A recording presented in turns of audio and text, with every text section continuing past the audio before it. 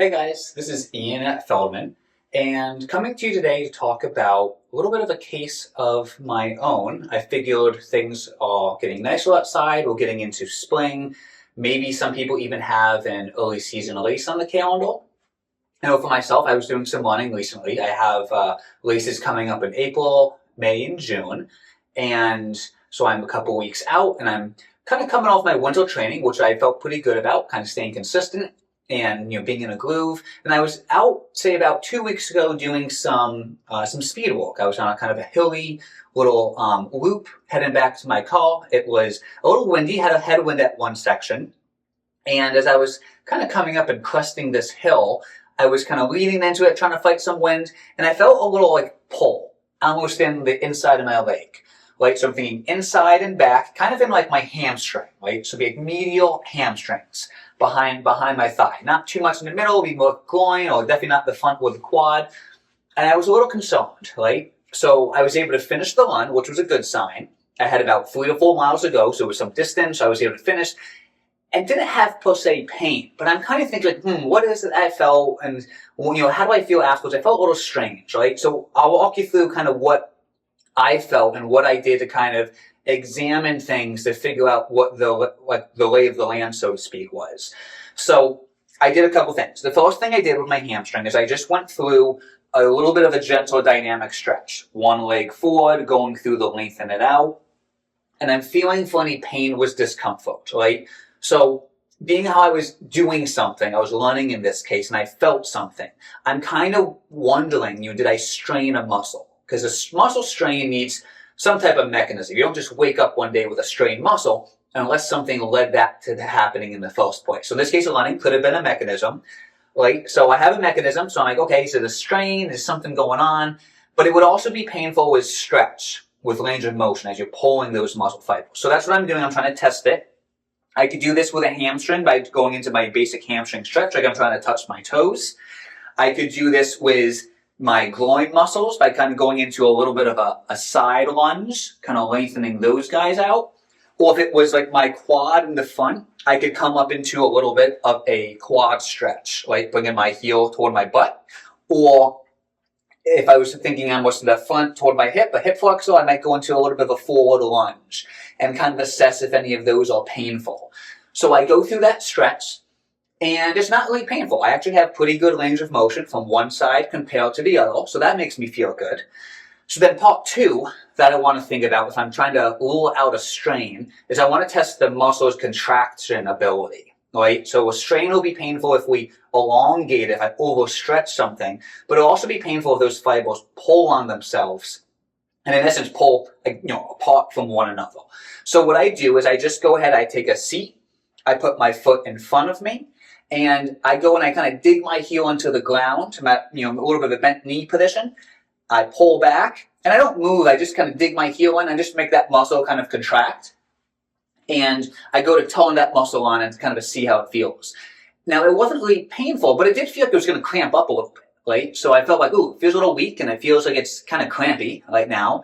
And I knew kind of comparison, but my right side also kind of felt like that as well. So they both hold kind of a similar standpoint. So I left that situation knowing my range of motion was okay, and contracting it wasn't necessarily good and it wasn't necessarily bad, right? So I kind of had to leave things be for a while.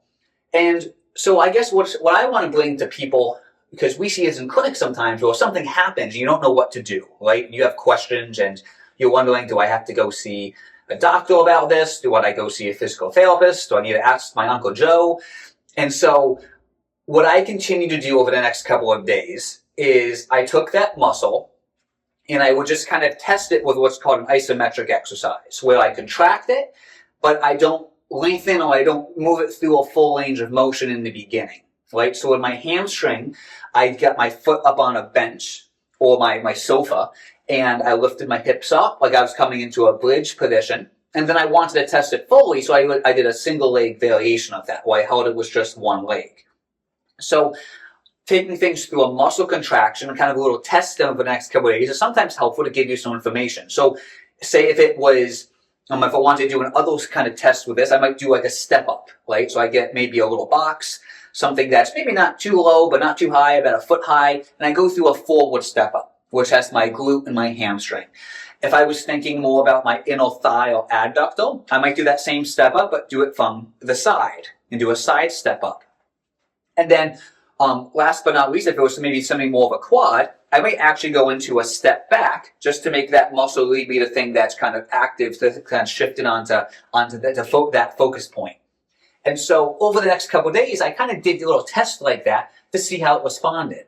And what I ended up finding out was it wouldn't really be painful doing those tests. So that was good. It gave me some little lines how I didn't strain something, because a strain, again, would be painful with that muscle contracting.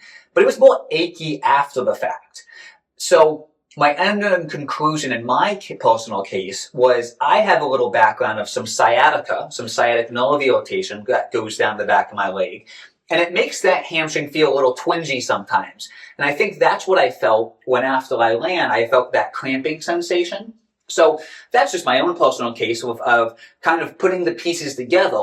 But then what that let me do is it let me kind of go forward and feel pretty good about testing it out with some exercise the next couple of days. So I had to modify things. I think I did a bike one day. I went out for a run, but I kept my stride a little bit shorter so I wouldn't lengthen it out too much to really put pressure on that sciatic nerve as well as that hamstring.